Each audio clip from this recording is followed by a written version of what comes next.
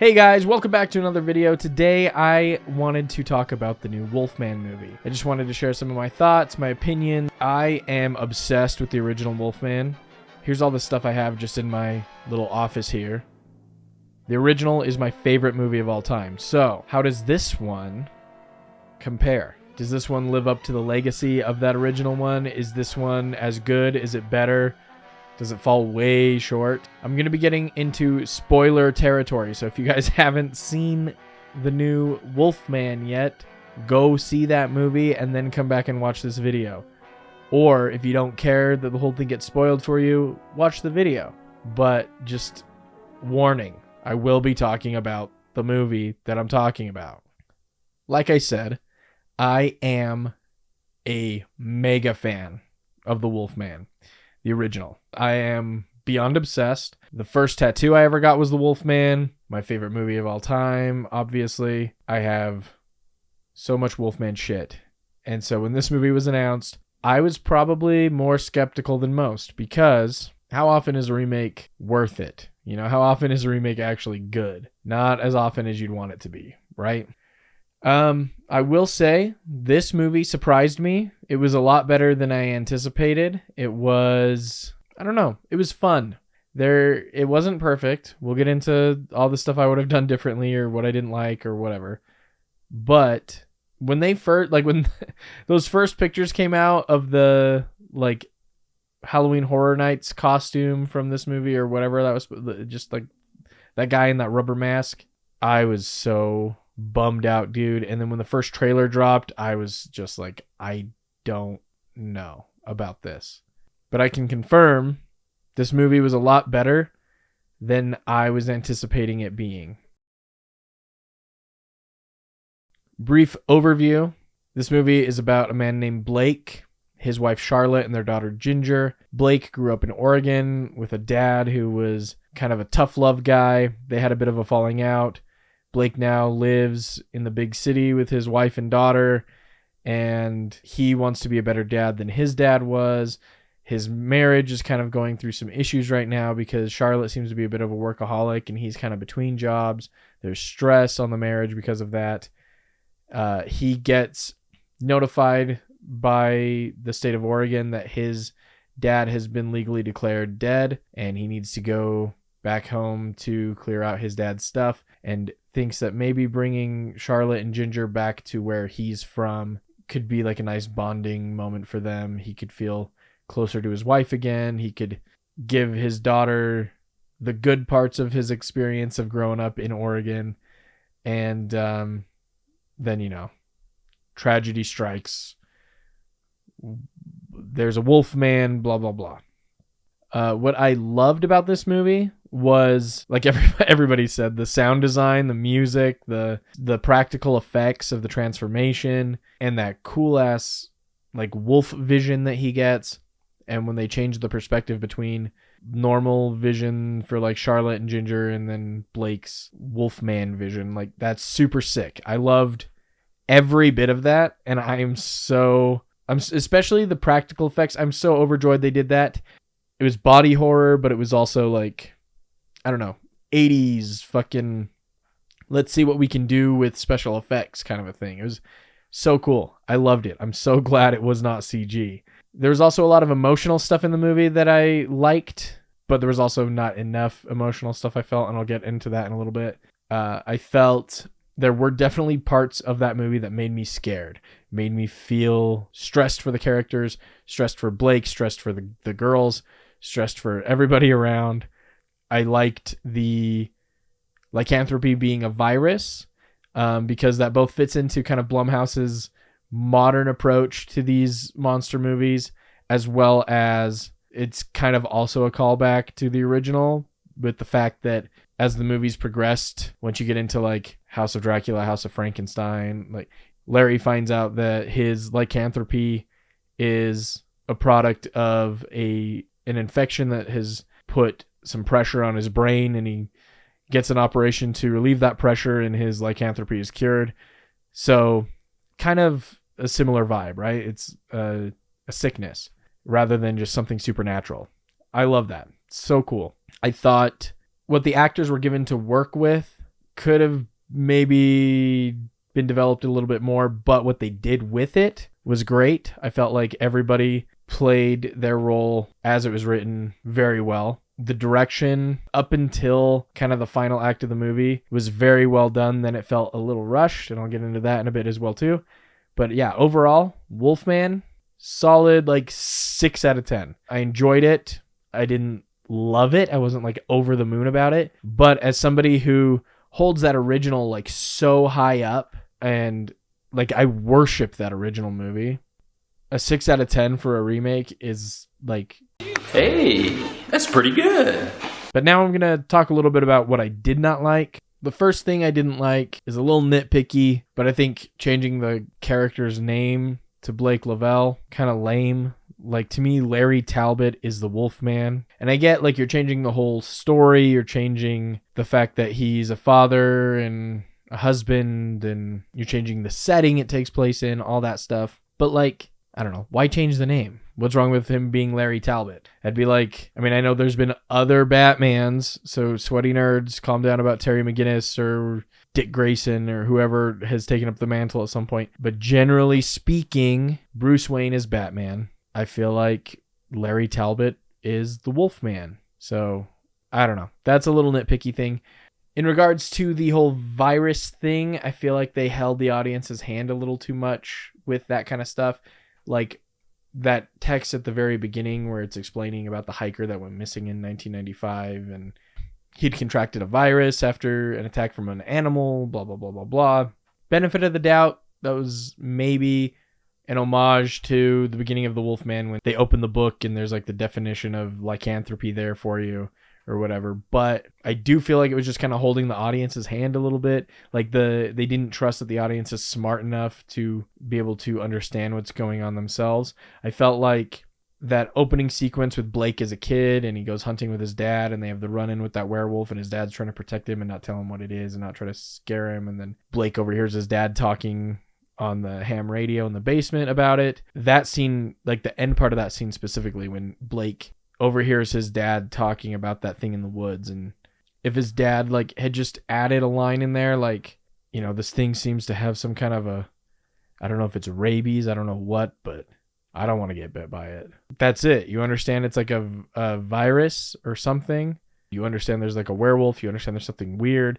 You understand there's something dangerous in the woods. There was a lot of that kind of stuff, like over explanation. And then as far as other stuff I didn't like in the story, I felt like Charlotte and Ginger weren't written as emotional as they should have been, particularly Ginger, the daughter. Like when she sees what's happening to Blake, when she sees his skin changing texture, his hair falling out, his teeth falling out, he's not making sense anymore when he talks. Like she just had a traumatic experience with this other unknown creature, monster, killing this man she just met and like, you know, causing them to get in a huge car accident, like all that stuff. That little girl should be so inconsolable. She should be crying so hard the whole time. She should be snotty, drooly, like there's no, like she's so calm the whole time, you know? And if that is, like, if the character of Ginger is that calm really, then like, I just feel like it's a little too mature for the age. I feel like when I was that age, if I saw that stuff happening to my dad, especially if I was as close to my dad as Ginger is to Blake, which I am, I would be way more outwardly emotional than Ginger is. You know, like she just asks us a couple times, like, is daddy okay? What's going on with daddy? Is he going to be okay? Is daddy? And it's like, dude, no, like a real little girl in that situation would be just hysterical. And she'd be desperately trying to cling on to her dad and like begging him to like snap out of it. And like, you know, Charlotte should have been doing everything in her power to keep Ginger away from Blake. And, you know, I mean, she's an adult trying to take care of her daughter, trying to make sure everything's okay. So like, I understand her holding back her emotions, but you think she would have been a little bit more frantically trying to figure out what to do. I did not like that the werewolf that turned Blake and that he fights and kills ends up being his dad. For one, it was pretty predictable after that beginning scene. And two, that was a plot point in the 2010 remake that I didn't care for. was Larry's dad, Sir John, being the werewolf that bit and turned him. And I just felt like that was something that a lot of audience members didn't enjoy a lot. So kind of bringing that same idea back into the fold this time that's just not what I wanted. And then this poster in the middle behind me, Werewolf of London, that was Universal's like first werewolf movie. Granted, I don't feel like even if they had not done the werewolf fight bullshit in either Wolfman remake, I don't feel like it would be remade ever, because if Universal's going to remake a werewolf movie, they're going to remake the Wolfman, right? But a big plot point in Werewolf of London is that the werewolf that bites the main character, there's like a big climactic battle between the two of them at the very end of the movie. And I feel like what Benicio did with Sir John in that fight was very much probably inspired by Werewolf of London. And then this might have been as well, or it could have just, he liked the idea from the Benicio, or I don't know, it could have been whatever. But I feel like now audiences associate two werewolves fighting with Wolfman remakes and not with Werewolf of London. And so then, like, again, if Werewolf of London got made, people would be like, oh, they're just ripping off this and this and this from the Wolfman, when that's not the case. But that's just my Universal Monster nerdy side coming through. I don't expect that a Werewolf of London remake would ever be made anyway. It's just something that I thought about. I also don't like how much time they focused on the other werewolf outside of the house, on his dad. I felt like they should have killed him, when Blake is first injured, kind of the way Larry kills Bela in the original, pretty immediately, as he's injured. And then just focus on what's happening to Blake. Focus on the family trying to figure out what they're going to do. They don't know if there's more of those things out there. So even if it is only Blake now that they're focusing on as far as werewolves are concerned, the fear of what is in that, like in those woods, could still be there. They don't have cell service. They don't have a working vehicle. That Derek guy they found is dead and can't help them. And he's another character I felt like they should have postponed his demise, like he could have been a fun character to bring into the fold. They don't really trust him. They don't know what's going on. They don't know what he knows. He's telling them stuff and trying to like rally the troops and they don't want to believe him. Like that kind of stuff would have really worked well to build the tension, build the dread, build the disbelief about what's happening to Blake. I loved that fucking scene when he's like chewing on his arm, when they notice the blood coming down his arm and they undo the bandage and you see his arm's been like picked at or rotting away or something, and then he just starts eating it like a rabid animal and then catches himself in a moment of like lucidity almost, so sick. And it was kind of fun foreshadowing for what happens in the barn when he chews his own leg off to get out of the bear trap. And while I understand that wild animals in reality do chew their own foot off to get out of traps and snares like that, I didn't like that choice for this movie. I felt like once he did that, and then he was like chasing after them on all fours and whatever, that really made it hard for me to suspend my disbelief and like took me out of the moment. You know what I mean? It was just a little too goofy for me. I don't know. I feel like he could have got out of that trap some other way. But the use of the bear trap was fun. That was very much something that happens to Larry in the original Wolfman. So I thought that was kind of a fun nod. And then the very end, when Charlotte and Ginger are in the deer blind and Blake's coming after them up the tree, it's kind of like the same sequence as when Blake was a kid with his dad in the deer blind at the beginning. I loved that idea very much for an ending.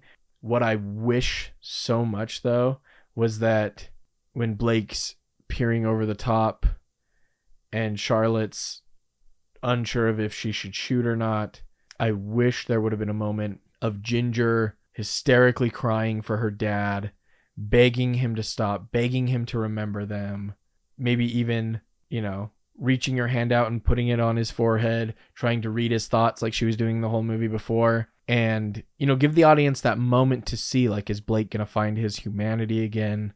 Give Charlotte a moment to see if Blake's going to find his humanity again. But I feel like that would have been very impactful, especially if it's kind of like at the end of American Werewolf in London when you think he recognizes the nurse and then at the last second he like lunges at her anyway. Or even in the Benicio remake, like Gwen standing there with the gun and You think he like remembers her, and then he lunges and she's forced to shoot. Like, they could have just done that same trope, and it would have been so much more gut-wrenchingly horrific. It would have been so much more emotional to see Ginger crying about her poor dad, trying to get him to remember her, you know, trying to read his mind with their little game that they always did. And then you have a moment where you're like, is Blake coming through? And then you can see, nope, he's gone, and Charlotte shoots him then.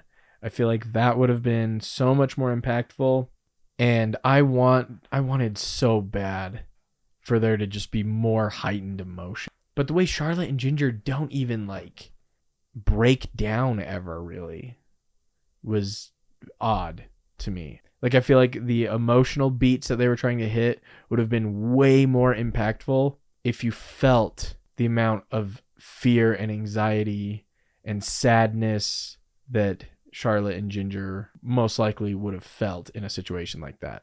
But even though I've gone on and on and on and on and on about the stuff I didn't like or whatever, there was still a lot of fun stuff I liked. A thing I forgot to bring up earlier that I loved was how very Spielberg the horror felt. Like when they're on top of the greenhouse tent thing, and you know, the werewolf in that moment, and he's jumping up, like scratching through the top, and then Ginger almost falls through and they pull her up just in the nick of time. That whole bit felt very Jurassic Park. When they're stuck in the tree, when they first crash, very Jurassic Park. A lot of the you don't see it until it's there in front of you kind of horror, like when they're in the barn and through Blake's wolf vision you can see everything going on, and you can see Charlotte and Ginger and they're looking for him, and then the camera pans around and comes back to the normal human perspective, and it's just blackness, and you know Blake's right there but you don't see him, and then all of a sudden you see him.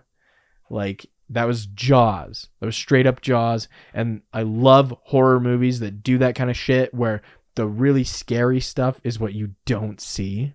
Loved all of that. I'm a huge fan of movies like Jaws and Jurassic Park, and I feel like having the Wolfman kind of be one of those makes a lot of sense because it's very much a creature feature, right? It's like a werewolf is a wild, dangerous animal like a dinosaur or a shark.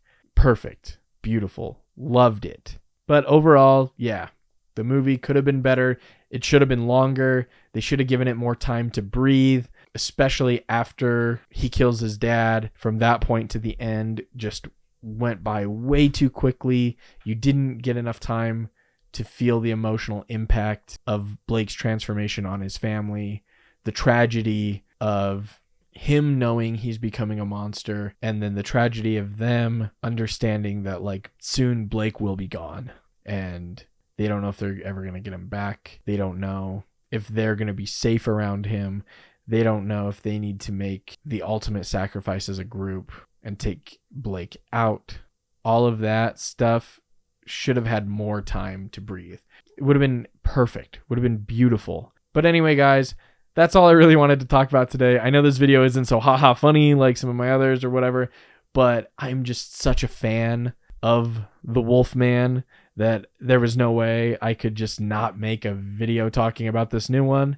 And I'm curious to see what you guys thought. Have you seen the movie? Did you like it? Did you hate it? What did you like about it? What did you hate about it? Leave a comment below. Tell me all about it. I want to hear your guys' thoughts.